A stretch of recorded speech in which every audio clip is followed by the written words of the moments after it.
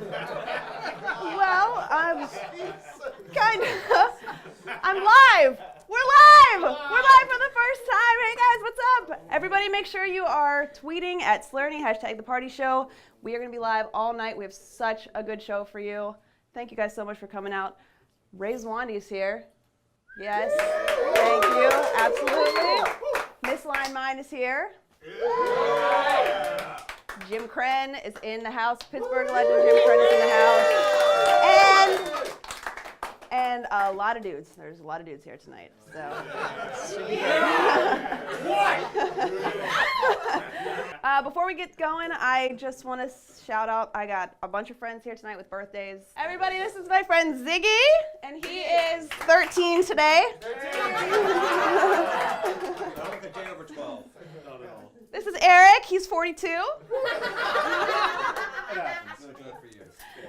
Jared, how old are you today? I don't know. 40.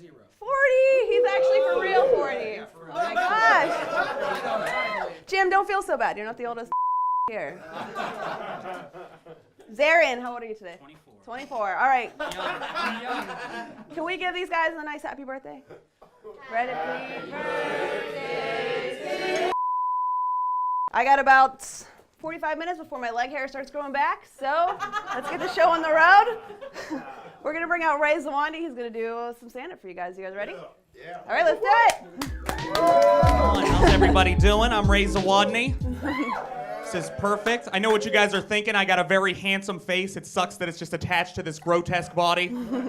I look like Robin Thicke if his middle name was Iz.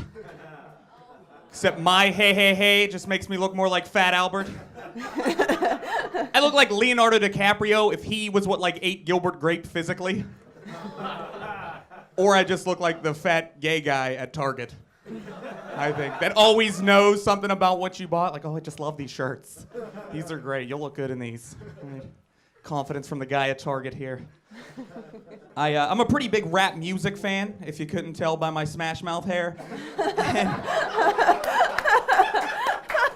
And my favorite rapper of all time is Biggie Smalls. And I read an article about Biggie Smalls. They released like 15 years after his murder.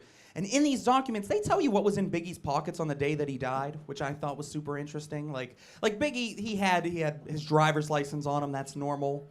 He had his pen on him, which is normal. But then it got more interesting. Like Biggie Smalls had 0.95 grams of weed on him, which my first thought is, who had the balls to short Biggie Smalls on a gram? Seriously. And then he had 3 condoms on him, which I thought was cool, because even if you weren't familiar with Big or his music and you were the cop that found him, you're still a little bit impressed by his intentions for the night, right? The cop was like, oh my God, looks like this guy was planning on hooking up with 3 different chicks tonight or tripling up with 1 skank. Either way, hats off, big dog. But then I start thinking about this, right? I start thinking about this while I'm reading the article. I'm like, wait a second. When I die, they're probably going to check my pockets. So I started rustling through my jeans. I had like 2 old McDonald's French fries, an empty wallet, and a ticket stub to the movie Les Miserables. Yeah. If somebody would have came in my house and killed me, the cops wouldn't have been as cool as they were with Big's body. No. They'd have been like, oh, this fat French fry saving bastard spent his last $10 to see Wolverine in a musical. No, zip him up. Nothing to see here. But I learned my lesson. I didn't die that day, so now I come prepared every day of my life. I walk around with like ninja stars and 12 condoms in my pocket. Now I know that's a dangerous game to play, ninja stars and condoms bouncing around in the same pocket, but it's a risk I'm willing to take. This Biggie ain't gonna show me up, believe that. Shouldn't have judged the hair, people. I'm a thug.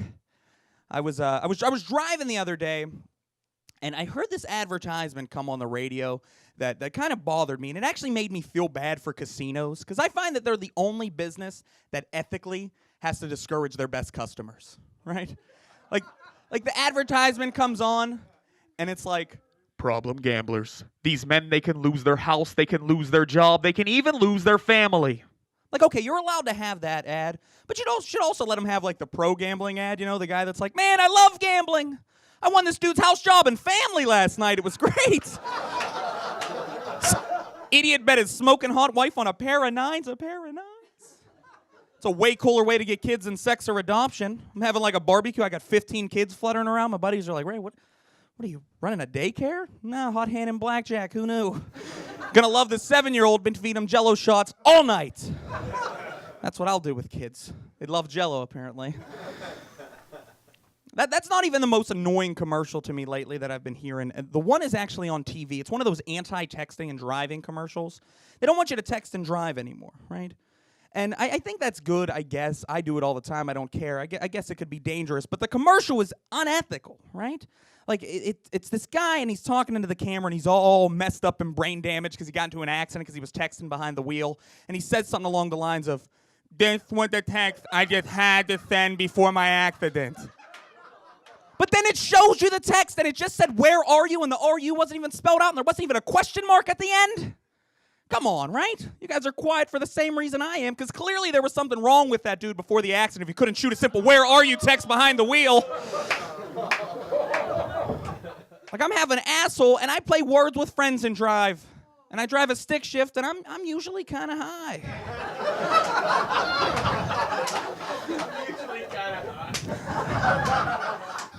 Thanks, you repeated it. Perfect. Now I know why some of you are really quiet. I know karma exists, and I'll probably be like the first person in this room to get in an accident because of texting and driving. But my commercial is going to be far more embarrassing, right? It's going to be like, "Thanks for the text I just had to send. Send me a picture of your boobs."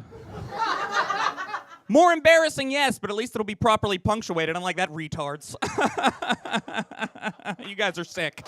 I just said it, you laughed at it.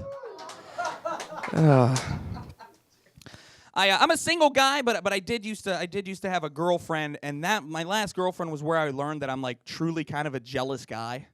Like, I found out that I was jealous when we went out to a fancy restaurant for a date, and we ran into somebody that has a boyfriend that your girlfriend knows you just never ever want to meet, right? Like, we get right to the restaurant. She immediately sees this guy and flocks over to him. He's like a good-looking guy, late 20s, early 30s, better looking than me. Looks like he could actually provide for her and shit. I'm like, this is her ex-boyfriend. There goes date night, right? This is her ex-boyfriend. And they're over there talking, and she's like gesturing over to me, saying something along the lines of like, "Yeah, there's what I'm with now." So I start sucking in and doing my sexy face, like, which is apparently Asian. Hey, what's going on? Right? But then she does something to put me at ease. She goes, "All right, I'll talk to you later, Dr. Bob." And I'm like, Dr. Bob, it's her dentist, it's her family doctor. This guy's nobody. So I'm like, "Hey, your dentist, he seemed like a pretty nice guy." And she said, "No, that wasn't my dentist. That was my gynecologist." To me, that was even worse than it being an ex-boyfriend, because at least if it was an ex-boyfriend, I could pretend that they hadn't had sex or they had a small dick. But I know for a fact, not only had that man seen my girlfriend's vagina, he's been in there 4 inches deeper than I'll ever imagine. There went date night, people. She's trying to talk about regular things you talk to your boyfriend about on a date, like, "Hey, Ray, how was work?" "Work was fine. How's your gynecologist, huh? Is he a good gynecologist? What's up with all that Dr. Bob first name shit, huh? How many times a year do you go see this guy?" 2 times a year? That seems like a lot. I don't go see a dick doctor 2 times a year. I don't have health insurance, but that's a different argument. She was cool, though, man. She was cool. She, let me, snap out like that. She was like, "You know what? You need to relax. I'm going to the bathroom." And I said, "The bathroom? That's bullshit. You're going for a free checkup from the Pussy Whisperer at table 5. I know what you're doing." Bottom line there, if you're going to be a gynecologist, you need to either be like an old man, a woman, or a burn victim. Nobody that's going to make me jealous of Denny's. Christ. All right, hey, thank you guys so much for your time. My name is Ray Zawodni. You've been fantastic. Be right back with your friend.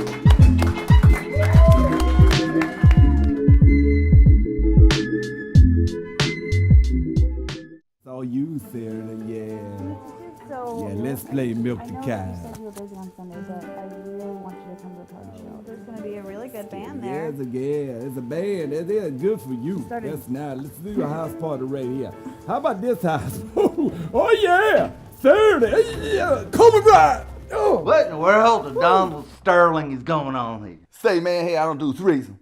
I can't believe this, Ty. I'm at my side there, all right? I'm just enjoying myself watching Pawn Stars, and you and Sereny are making one of them Kim Kardashian movies. Yeah, well, you better say Kim, or I'd knife you right here if you say Chloe. I ain't no puppet, okay? Know what you want? You ain't nothing but a dirty sock. What you call me?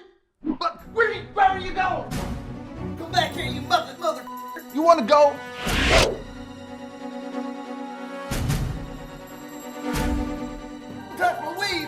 my weed. You keep your velvety paws off of my daughter. Ah!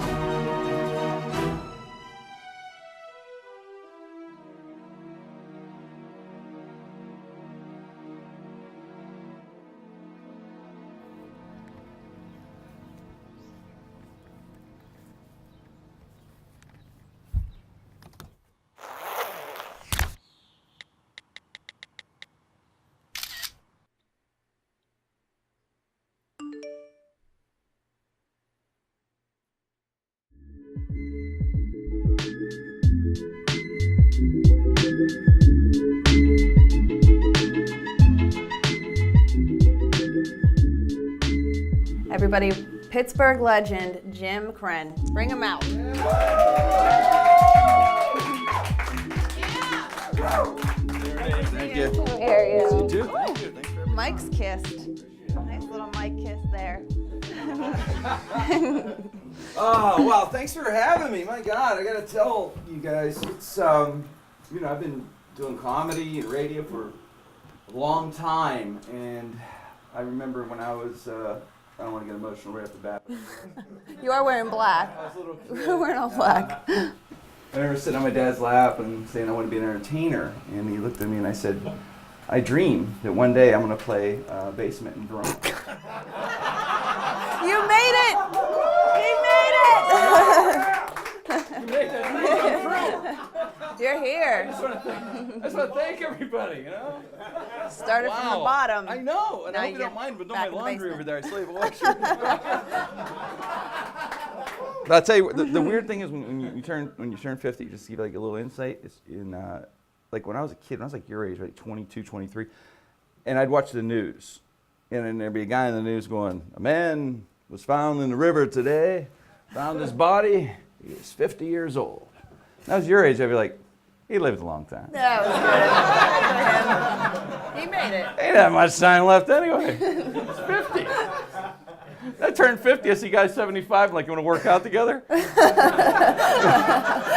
You want to spot me in bench? I don't care. Tell me about what you've been doing lately. I mean, we've been hanging out a lot. Yes, we're, you've been we're a guest, bros now. a regular guest on our show. Jim Krenn, No Restrictions, new podcast. We've had on for a year, and thanks to everybody out there. I appreciate that. That's why I love Pittsburgh. That's why I love this area. It's my hometown, born and raised, and I wanted to stay here even after the radio thing. I got a call, fortunately, from some people at the Sideshow Network, great company that do maybe Tommy Chong and George Lopez, all these great shows they have on their podcast network, and asked myself and my partner, Dave Settlemar, and I, we put together a partnership with them to do our show, and I get to stay in Pittsburgh, get to record my show, send it out to LA, and go out to LA every few months and visit and stuff. So yeah, I'm a Pittsburgh boy till I die. That's why I love the city. It's just it's the most unique city in the world, isn't it? The city loves Yes. you. It is. The city loves I know. you. I mean, we're the only city. I know. Don't you love? We're the only city. And we're proud of it, right? We have a subway that goes a block long. It's great. Isn't it wild when people come in from out of town? You're like, it really does go a block long. Yeah. And you know when someone's not really from Pittsburgh when they have like they want to ride the incline because we've never ridden it, right? The only time you ride the incline, right, is if you're shit-faced and you can't drive home and you got a friend right on Mount Washington.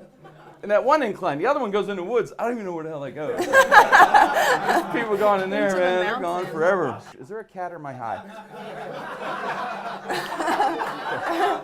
You guys in the front row. Are you high? Just let me know. Did somebody get Jim Krenn high? Well, you know, I don't know. Sometimes I don't even know if I'm high No, there's anymore. no cat This here. could be- I'm allergic to cats. This could be an acid flashback from the 80s. You know, acid comes back. And, She's you know, always I trying to just- steal. A cat appeared out of nowhere. Hello, cat. How are you? What Yeah. was your character's name on Bigfoot, on the Bigfoot movie? That's the. Oh that's yeah, the movie we're yeah. talking Kurt Wooten's movie, Yeah. the Bigfoot movie. I'm excited about It's the that. Bigfoot people It's a in brilliant. It's really funny. It's gonna be really funny. I play a doctor, some weird doctor. Oh yeah. Little role in there too. Dr. Krenn. Dr. Krenn, yes. Was that it? Really? Yes. No, I made that up. A urologist. No, I'm kidding.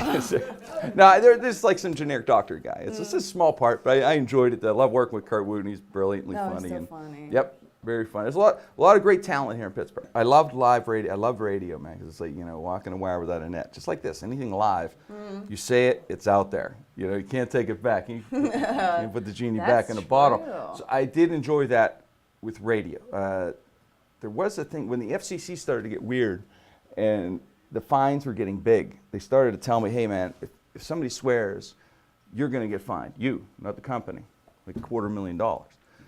So I'm like, yeah, so I'm like, holy shit, not on air. You didn't say it on air, though. No, I thought it. But we had a delay. We had a little button, and it's 7 seconds, and it takes 7 seconds to reboot.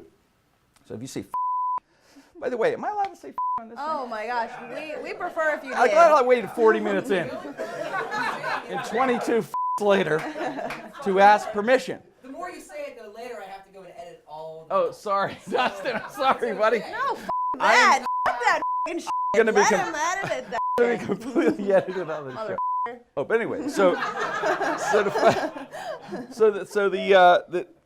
you say right, and then but the thing is, it takes about a minute to reboot. So if you come in and say, I'm What about the this? second one we get on. So we had Tracy Morgan come in the show. He is flying. He comes in, and I don't know him. I just met him. I'm like, hey, I'm Jimmy. Jimmy, I'm going to make you pregnant. I'm like, I'm looking for the beep button. Looking for Plan B. Where was I? 2 minutes into the interview. 2 minutes in. Yeah, I love Pittsburgh. I'm going to make Pittsburgh pregnant. He said it. I was waiting for it. I was like a ninja. He said it, I hit it. He goes through a minute or so, we get out, go to commercial. Because I knew he has a double in him somewhere.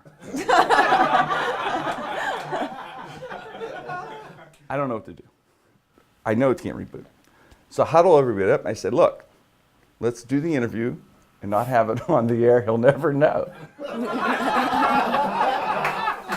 So we put like some bunch of music on. He's doing a 10-minute interview, which he did drop the F5. He said 2-3 more times, and I just looked at him like, I don't care, say it.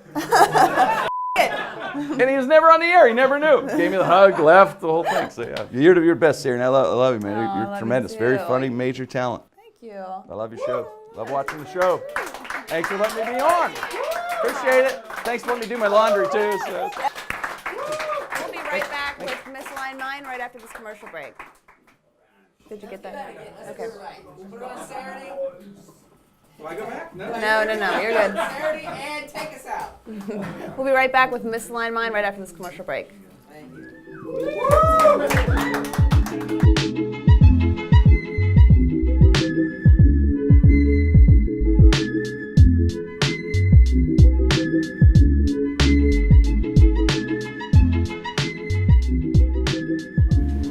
All right. You guys ready to go?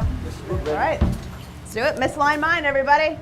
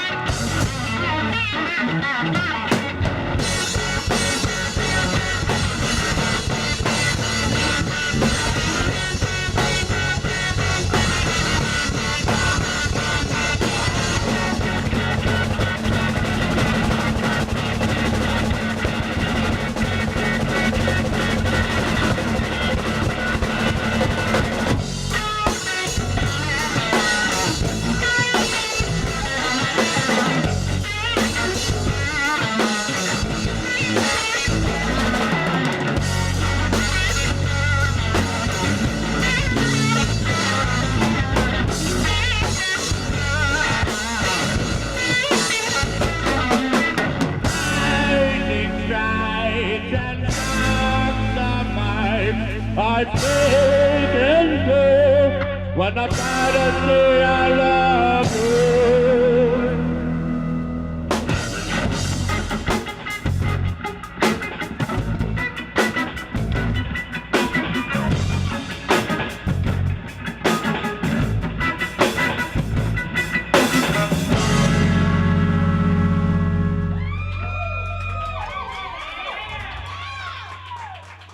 Well, thank you for clapping. We started in February, and we're called Misaligned Mind, as you know by now. And this song is going to be the name of our record. It's called Morgan Freeman's Supermassive Black Hole.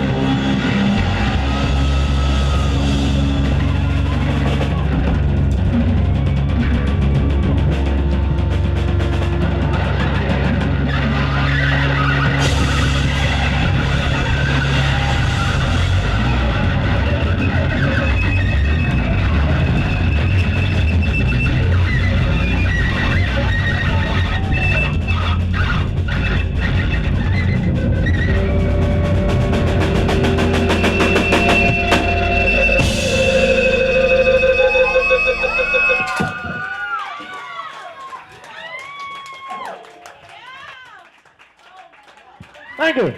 Wow. Thank you guys. I'm hot. I'm suddenly flushed. I thought hurricane season was over. Thank you. Oh, goodness. Guys, thank you so much. That's the party show. Thank you so much. Guys, go like Misaligned Mind on Facebook. Misaligned Mind. Follow them on Twitter. Jim Krenn at Jim Krenn. Dude, come on. All right, we're going to party. Thank you, guys. Special thanks to Send Graphics and all of our sponsors. Yeah. Partyshow.net.